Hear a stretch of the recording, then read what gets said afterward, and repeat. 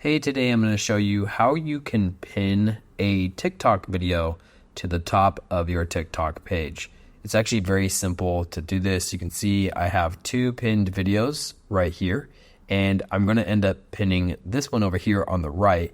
After I do so, something to keep in mind is that it's actually going to place it all the way over to the left. But let me go ahead and show you how we do this. First thing, obviously, is to make sure that you're on your TikTok profile page.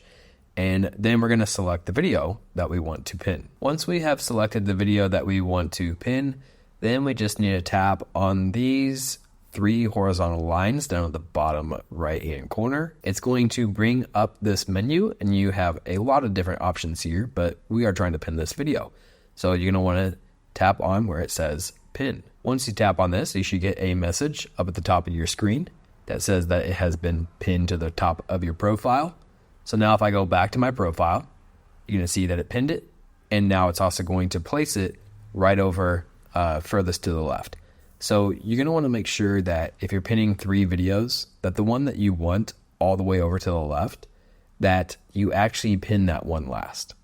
Hopefully this video helped you out. If it did, please like and subscribe.